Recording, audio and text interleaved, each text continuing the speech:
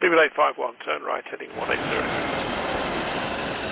14 Papa, turn right 245, report localizer established 27. The Airbus A380 is the world's largest passenger plane and to this day remains as an aircraft that leaves your jaw on the floor when you see it at basically any international airport. However, it has throughout its history been hampered by problem after problem, and a lot of questions have subsequently arisen over whether the aircraft was a mistake to build. In today's video, I want to examine the aircraft within the industry, taking a look at some of the many positives and some of the negatives, as well as comparisons. When it comes to market analysis and therefore forecasting just where industry trends will lead, it's an impossible job, as events can shake this world that not a single person could essentially predict. Yes, the current pandemic being a prime example of this. Effectively an event with such a magnitude that killed off remaining quad jets that flew with passengers for the industry. For Airbus, they introduced their A380 during a time where airlines were already looking towards highly efficient twin-engine jets like that of the Boeing 777, Boeing 787, and then the soon-to-be Airbus A350. Hampered by production issues, the freight version of the A380, that may I add, did actually get some backing from major freight customers, was therefore ditched as well. This may have prolonged the life of the Airbus A380, but also when we reflect on its time in the industry, potentially giving us another angle to explore.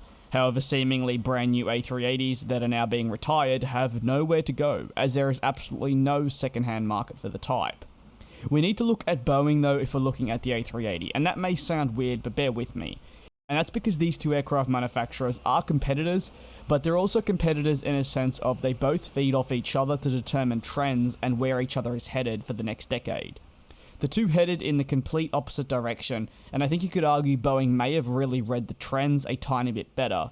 With that being said, had Airbus introduced the A380 a little earlier, could it have been more of a success? Well, that's obviously up for debate and hard to say, but there's no reason why its longevity within the industry could not have been a little bit longer at the very least, had it been introduced that little bit earlier.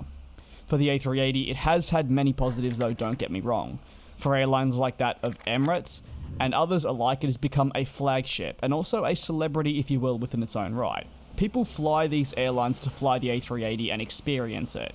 With that being said, it therefore allows customers to kit out their A380 with the state-of-the-art cabins that we see, with lounges, showers, bars and so forth, never really seen before on other aircraft.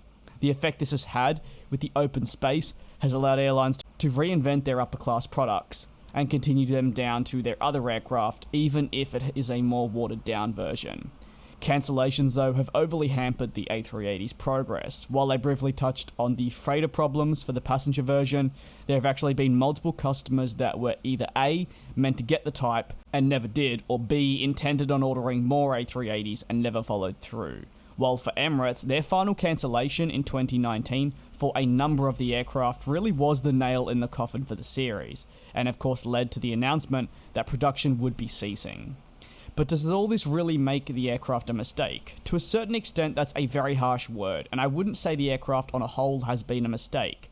Now, would I say the aircraft probably was launched at the wrong time, and maybe didn't have the best business case to justify it?